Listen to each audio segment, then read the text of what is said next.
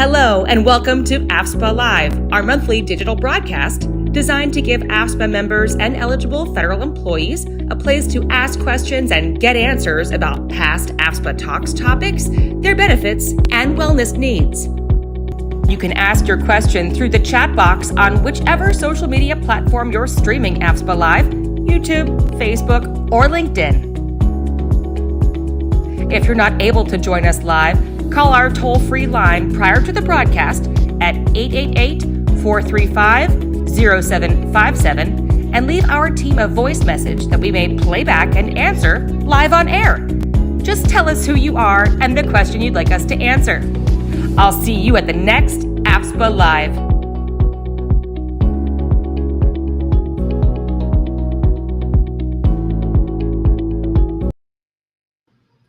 Hi, everyone. Welcome to AFSPA Live, a live video broadcast Q&A session that we host on the last Thursday of every month at 11 a.m. Eastern Time. My name is Maddie Norton, and I'll be moderating the show today. I'm a communication coordinator at AFSPA, and today we are discussing senior planning. With me today, as always, is CEO Kyle Longton and special guest Nicole Devlin from Prudential. How's everybody doing today? Doing great. Thanks, Maddie. I'm excited to be here. We're excited to have you here. We thought this would be a great topic, especially since we've been doing Medicare March. If you didn't know already, Kyle uploaded his putting it together, Medicare and the FEHB video, and we have a little QR code we can show. I know, very fancy. You can scan that if you want, but it's also on our YouTube channel at AFSPA Cares. But if you're wondering why we're doing senior planning today, that's why. We will put that up later in the show as well, so I'm going to take it away. I'll start us off with some questions just about, retirement, and we'll see what the chat has said as well. All right, so first question. At what age can I start collecting Social Security? Who wants to take it? All right, Nicole, you want to take that one, or shall I? I can't. Well, really, at age 67 is the start age for being able to collect Social Security if you were born in 1960 or later. And I did some research about this one as well because I wanted to know because I'm not near that age, but I would like to hope that I get Social Security by then. And basically, if you don't wait until age 67, if you're not born after 1960, your Social Security pay is deducted depending on the month and everything. So definitely look that up. The Social Security website has some great information about that, especially with when you can retire, what you need to do to prepare for that, which we'll be talking about as well. But a good thing to know that you cannot just start collecting it whenever. Right. And I'll just say that you get a once you reach eligibility age, you do get a statement every year sort of letting you know how much you should be receiving and adjustments and so forth. And it's easy when you decide to start collecting that, it is easy to sign up for that online. I walked through it with a family member, and it didn't take very long at all. You do need to register. They do look to verify your ID. But it is as of right now, a fairly straightforward process. And you can also make in-person appointments as well as over the phone. But I think that the quickest and easiest way is online. All right, next question. If I am 5 years from retirement, what should I do to prepare?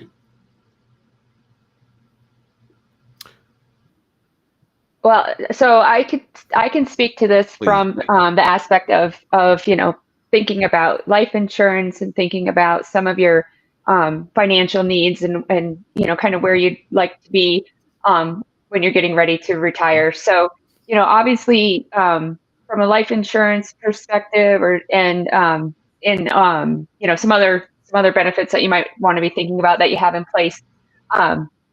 Typically when you're at the age of retirement, you've paid down your debts, you may even have paid off your house. Your children, if you have children, usually they're older now, and there's less of a need for things like life insurance. But really, any major life event that you're considering or going through is a really good time to evaluate what you do have in place for things like life insurance, critical illness, long-term care. As we get older, our health is more of a concern, and we just want to make sure that we're protected financially, protecting ourselves and our loved ones. Sometimes, by the time someone's thinking about retiring, they want to think about, do I want to continue to pay premium on a life insurance policy? Do I want to have a policy there for my final expenses, like funeral costs? So that's something to just be thinking about and evaluating what coverages you do have in place.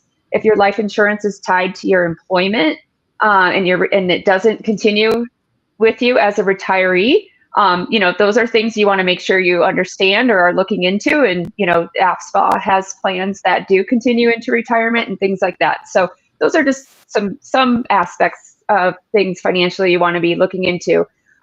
Also, just from my perspective, there's our critical illness plan is something that's a benefit for AFSPA members if they choose to participate. And we're actually having an open enrollment period right now through the end of the month. The critical illness plan is, eligible, or it's available for members who enroll before age 65. And it covers things like cancer, a cancer diagnosis, heart attack, kidney failure, just some of those major illnesses that if that were to happen, you may be spending a lot of time in treatment in the hospital, traveling back and forth. And the plan's designed to give you a lump sum benefit, $10,000 up to $100,000 in coverage to help you cover those additional unforeseen costs. And Nicole, correct me if I'm wrong, but people can use that for whatever they need, right? There's you must submit a claim to show it was for medical expenses or something like that. Right, correct. You submit your claim and just proof that you've been diagnosed with the illness, that it's a covered illness, and then that lump sum is paid out to you, and you can use it for anything you want. It's just deposited into your bank account. You can, use it to buy groceries, to, buy gas, things like that. And I'll just, to go back to the original question, first of all, love the critical illness insurance, enrolled in it myself last year. Just thinking about my family history and some of the issues that have arisen in my parents' 50s and 60s, I wanted to make sure that I was prepared and just had a little extra if my family needed it. But I'll also add, to go back to the original question, if you're 5 years from retirement, what do you need to do? If you're a federal employee and you're eligible for the Federal Employee Health Benefits Program, and I'll assume that you are, and you want to carry it into retirement, you want to make sure that you are enrolled in the FEHB program. You can change plans, but you want to make sure you're enrolled in the FEHB program for 5 years immediately preceding retirement to be able to carry it into retirement. So if you, for some reason, aren't enrolled now, but that's something you want to have in retirement, enroll at the next qualifying life event or the next open season to make sure you meet that 5-year requirement. As a note, TRICARE enrollment does count toward that 5-year requirement, but you have to be enrolled in FEHB upon retirement to be able to keep it in retirement. All right. And I know we had a question come in as well about that exact thing. Someone asked, I've been the sponsor and have had AFSPA for over 4 years. Prior to that, their husband had AFSPA for 9 years. He's older than they are, but he would like to retire next year. He'll be 61 with 20 federal service years. Is he eligible for them to be covered through AFSPA? So if the question is, there's I'm going to give two answers depending on what the actual question is. If the question is, can your spouse continue coverage under your enrollment, even though your husband then would retire, then yes, absolutely. You can continue. Any eligible family members, a married spouse or children up to age 26 can continue under a family or self+1 plan as long as you're eligible and as long as they're eligible. If you're talking about splitting into 2 self-only plans, the answer is also yes. Your spouse has had coverage under the FEHB program, even though for the last 4 years it's been under your enrollment, but they've had coverage through the program. So that would be an option for your spouse to re-enroll in his own right if he wished to do so. And sometimes 2 self-only plans are cheaper than a self+1 or a family plan in terms of the premiums. So that might be worthy of consideration. Absolutely. One thing I will note, that if you are significantly younger or plan on working for longer, as he approaches age 65, his coverage under your plan would allow him to delay the decision on Part B without any penalty.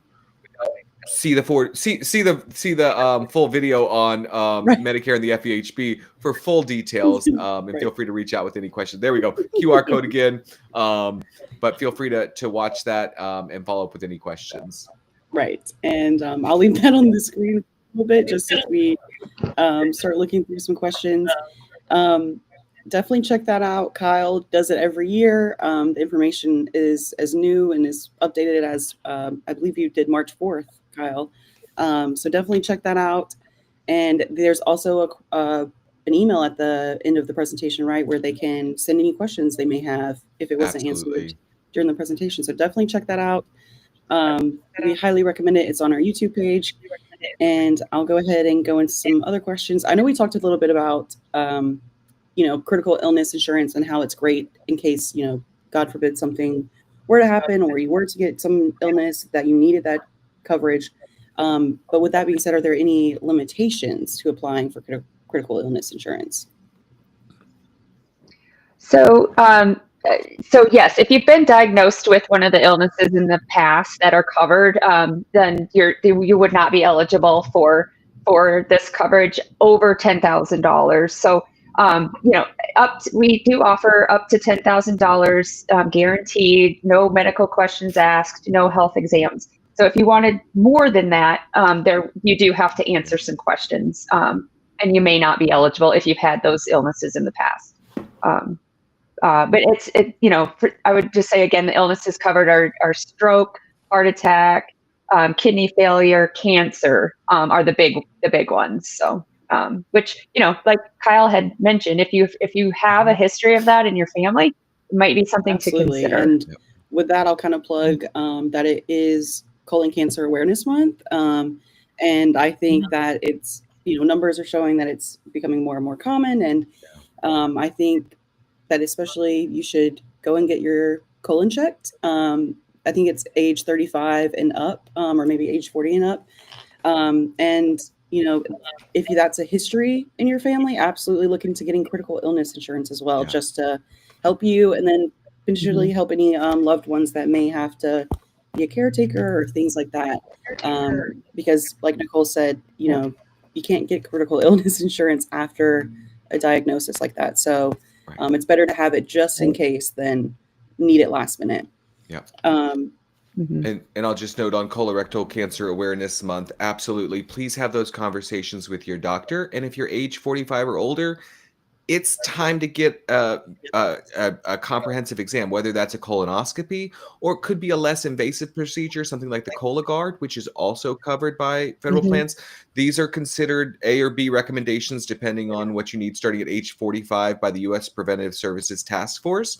So do talk with your doctor. It can take a little bit of time to schedule that, and with a specialist, and get in there and talk to them, see about an in-network facility as well as an in-network doctor to save you money. But it is worth it. As Maddie mentioned, we are seeing an increase in diagnoses, and particularly if you have a family history, please have those conversations with your primary care, get that specialist appointment, get that screening done one way or another.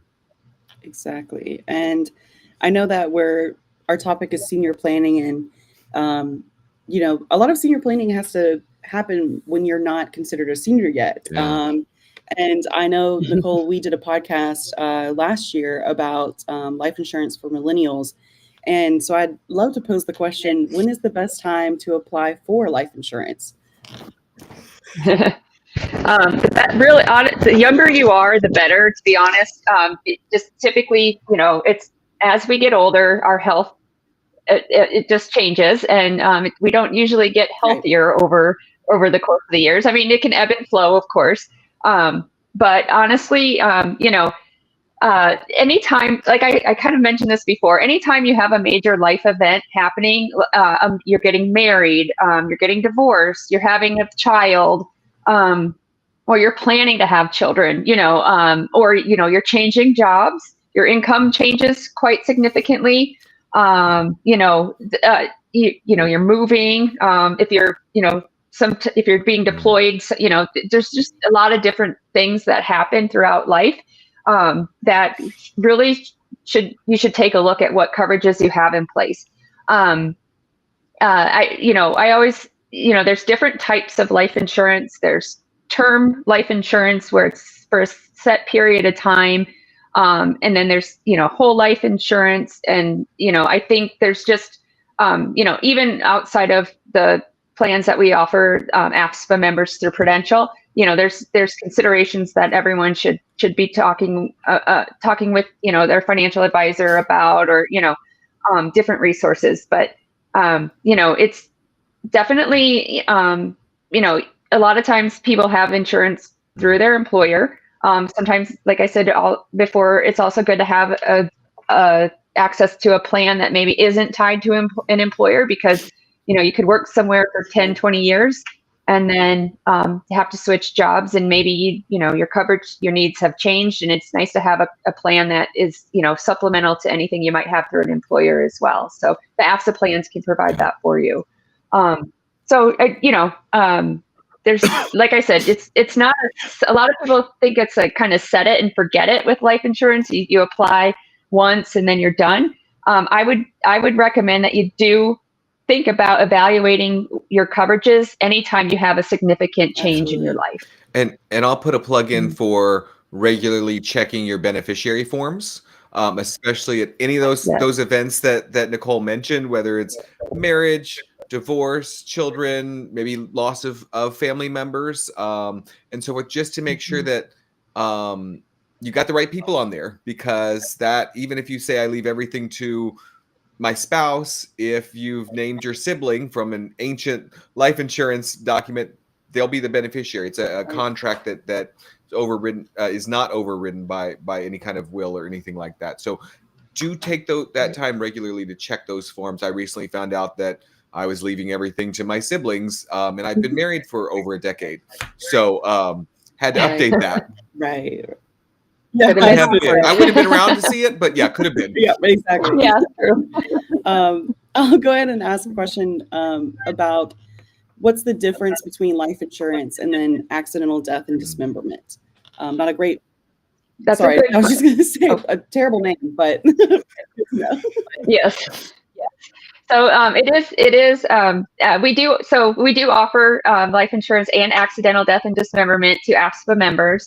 And there's a couple differences between the plans, and so it is a good question. So life insurance is pretty straightforward. It's designed to pay a lump sum benefit to your beneficiary upon your death. It could death from accidental causes, natural causes, even suicide is covered after the first 2 years of the coverage being in place. So it's there to protect your loved ones in the event you pass away. Accidental death and dismemberment, it is a little bit more descriptive in the name. But I like to use this to supplement life insurance for people, because it is less expensive, because it's a little bit more narrow in how it pays out. So if you were to pass away due to an accident, a car accident, you fall off a cliff, so just think of all the things that happen, accidental poisoning, things like that. Then that benefit would be paid, and then it works like life insurance in that regard, is that if you pass away due to an accident, the benefit's paid out. It also can be what we call a living benefit, where if you were to get into an accident where it gets a little gruesome, but if you lost a limb, if you lost a finger, if you were paralyzed, there are different benefits available and payable to you depending on the severity of the accident and how you're impacted by that. So not anything that we like to think about, but accidents are very common. It does, things happen, and it's just another way to protect your income and your financial stability if the unexpected were to happen. So again, it is also less expensive, as I mentioned, than life insurance. So again, it's a great supplement if you're looking at your budget, and you want to think about how much money do I have to set aside, for these types of coverages. It's a great way to kind of protect yourself in an affordable manner. Well, So. and Nicole, on that note, I'm going a little wide on this, but to go back to our group enhanced life, our gel plan that we offer, that also includes something of sort of an advanced benefit option for enrollees, right? And I wonder if I'm putting you on the spot a little bit. I'm wondering if you could talk a little bit about that for people who have that coverage, and when it comes in terms of maybe a terminal diagnosis or even a chronic diagnosis. Right. Yeah. So it's called our accelerated death benefit. So if you do have the group enhanced life, it would be part of the certificate. You could read all the details there. But yes, if you were diagnosed with a terminal illness, which I believe is, or a critical illness, which is defined as, may pass away within the next 12 months, and then a terminal is within 6 months, you would be afforded a percentage of the overall life insurance benefit. So again, that could be paid out immediately for you to use for whatever you need. So it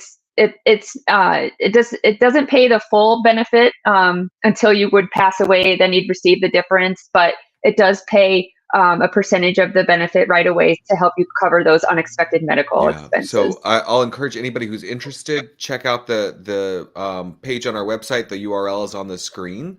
And we are planning, I don't want to give a specific timeline because we're still solidifying some things, but we are planning to have an open enrollment for our group enhanced life later this year that would include a guaranteed issue. So please watch your mailboxes for that. But you can apply anytime. It just would require medical underwriting outside of the open enrollment period. You can also apply for the AD&D plan at any time.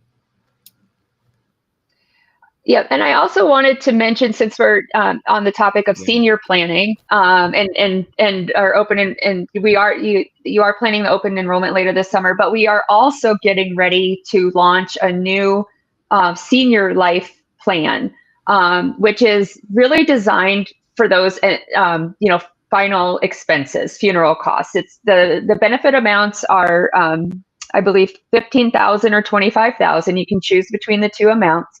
And it's for members who are ages 65 to 74, who maybe, your other life insurance has ended, or it's gotten very expensive, or you just really, you don't have much of a need for life insurance, but you just want to make sure that those final expenses are covered. Your loved ones don't have to worry about it.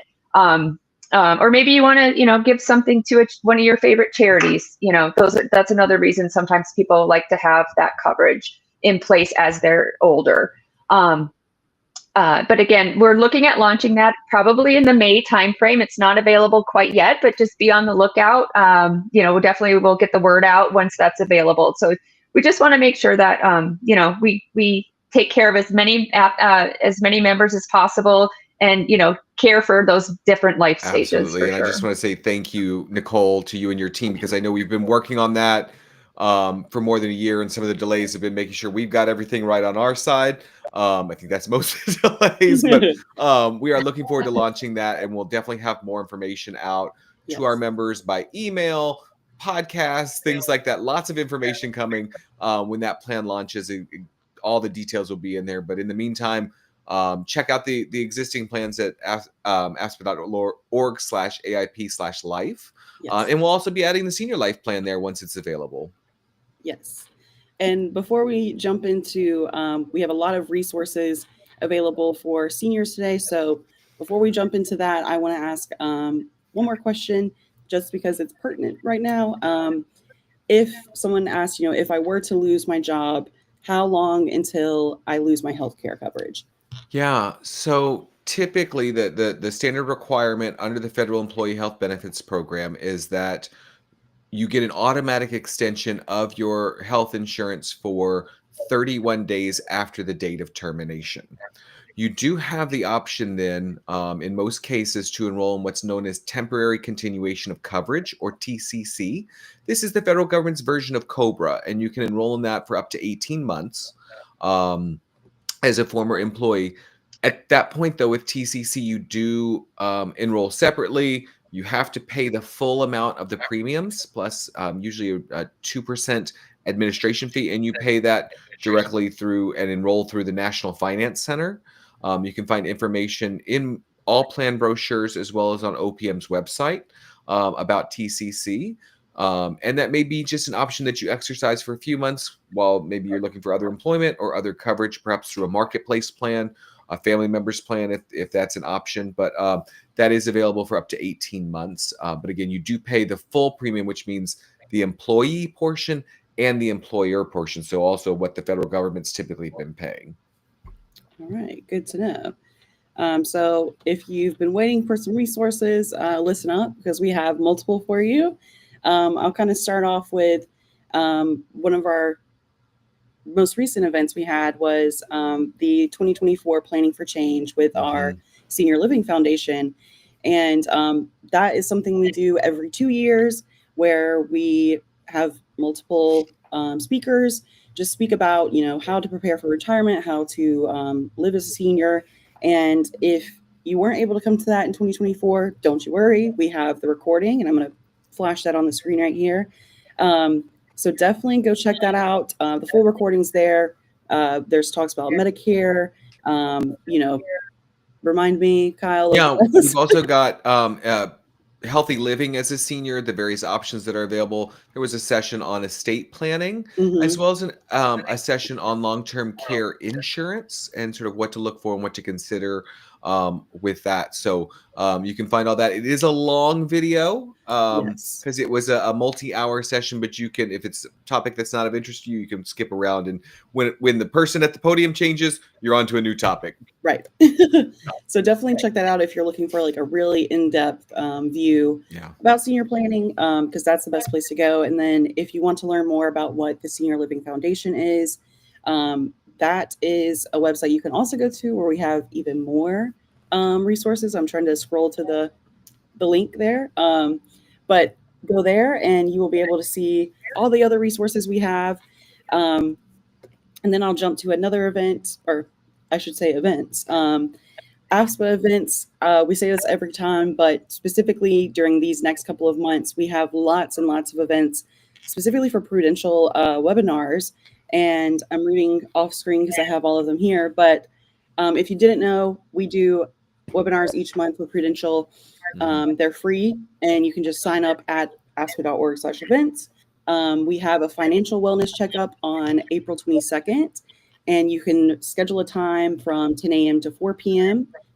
We have another one of those June 24th. I know that's a little bit in the future, but just want to let everybody know. And if you're watching this in the future, you know. Our first webinar for April will be taking control of your taxes. Very timely right now. That's going to be on April 1st, so only in a couple of days. And we offer 3 time slots, 8 to 9, 1 to 2, and then 6 to 7 p.m. That's in Eastern time as well. So afspa.org/events, you can find that there. And then for May, we're going to have a webinar about roadmap to retirement. So very pertinent. So definitely check that out. That's May 13th. On June 3rd, they're going to have healthcare in retirement, where they will discuss Medicare. But if you're wanting a specific look at the Medicare and FEHB when it comes to being a federal employee, definitely check out Kyle's video that we've mentioned 20 times during this podcast or this episode. And then finally, on June 10th, they'll be having a college funding methods webinar. So check that out if you want to learn more about that. And those will all be on our afspa.org/events page once again. So definitely check those out. And then I know we wanted to shout out a couple of partners that we work with and some of the resources they have, Kyle. If you want to talk a little bit more about Retire Federal. Yeah, so we do have a partnership with Retire Federal. You may recognize the name Tammy Flanagan, who founded Retire Federal. She's also a columnist for GovExec and does a number of other, she's done podcasts and events with us in the past. They are more helpful in sort of planning for your retirement, understanding what your benefits will be, and so forth. So you can find information at retirefederal.com. Make an appointment with them. That's sort of a 1, 2, maybe 3 appointments to get everything worked out and understand. My guess is they might be pretty busy right now as people are considering their options. I also want to mention our partners at GEBA, GEBA. They do some specific webinars and such focused on the federal employee population, and have some specific expertise in that area. So you can find more information on their website. And I don't want to neglect our partners at Prudential. Right. So in addition to our longtime partnership on life insurance options, we also have financial planning tools in addition to the webinars, which are incredible. We've seen attendance explode and really good comments from other members who've been attending those in recent months. But I want to direct folks to our professional services page on our website, where you can find a link to the Prudential financial wellness tools, which are free. You can go on there. There's budgeting tools. There's even options to figure out, like, how do I reduce my student debt? I've been out of school for, I don't want to say how long, but 15 years, let's say, and I've only recently paid off all of my student loans. And my spouse is only a year younger than me, out a year, and she's still paying her student loans. So just figuring those things out, consolidating, reducing the payments and so forth, saving for a home, saving for college, all those things there's so many resources in there. I really encourage you to use it. And even just to sort of get a handle on, how much am I spending every month? How much is coming in? How much is going out? And that's been a recent addition, but a huge help to our membership. So I'm really excited that more and more people are using that. I think it's an incredible tool, especially right now in the midst of uncertainty, to just understand exactly what's happening. And Nicole, do you have anything to add about those tools? Well, you covered it really well, Kyle. But yeah, no, it's a great resource. And I would just also mention with the webinars, the Prudential speakers that hold those webinars are really great. They have a lot of knowledge, and they do this this is their life. But if you attend those webinars and you have, specific questions that maybe it's a little bit too much to answer, in a wide array, with a lot of people on the call, they have one-on-one sessions available that are also free of charge, and you can talk with them one-on-one about your specific situation. So just another service that we offer, and it's just, we just want to be there to help support members as needed, and point them in the right direction. Is really what it's all about. And I'll just add, we are at AFSPA, we're proud to partner with Prudential. Prudential has been recognized as a leader in their field for the level of service they provide to their partners, but also in terms of their contribution to the communities in which they operate. And Nicole, just thank you very much for your partnership over time, you and your colleagues. The partnership predates me at AFSPA, so I can't take credit for it, but I'm delighted that we have this, and we've been expanding it over the years. So just that our members have a group they can turn to, who they can trust, whatever may come. So thank you. Yeah, we love working with your members, and you bring unique perspectives, and unique. A lot of your members are overseas. So, it's just, we try to really focus our content to things that are relevant for your group as well. So we love this partnership. It's one of our favorite groups to work with. So, again, happy that we can be here and help you out. Absolutely. And like we've said, we've mentioned tons of links. If you missed a link, don't you worry. This will be posted right after we end the stream to our YouTube channel. So you can go back and scroll and say, oh, what was that link? And you can find it there. And obviously be on the lookout for the Prudential webinars that we've been discussing. Those are at afspa.org/events. And also be on the lookout for senior term life that we talked about. And don't forget that critical illness open enrollment ends March 31st. So definitely check that out on our website, and you can learn more there. We have a couple of podcasts coming out within the next month. So definitely check that out, which is all on our YouTube at AFSPA Cares. And I'm trying to think if I'm missing anything else, but I think that was good. I think we've covered everything. So thank you so much, Nicole. We really appreciate you joining us. And if you also want to know a little bit more or hear a little bit more from Nicole, check out that AFSPA Talks Life Insurance for Millennials. That was a great episode. I know I learned a lot. And also just wanted to say, if we didn't make it clear before, obviously you have to have certain eligibility to be able to enroll in our health insurance. But if you are looking to enroll in life insurance or critical illness, you do not have to be an FSBP member. So definitely, check to see all on our website, the tools we have, and see, what works best for you. Because especially with uncertainty in these times, we want to provide all the resources we can. So, all right. So thank you everyone for joining us today. And thank you again, Nicole. Thank you, Kyle. We will see you guys April 24th, I believe. So a little sooner. And we will be discussing something great then too. Thank you, everyone. All right, thank you. Thanks for watching our broadcast. Join us again the last Thursday of every month at 11 a.m. Eastern. Also, don't forget to look for AFSPA Cares on all of our social media channels: YouTube, Instagram, Facebook, and LinkedIn.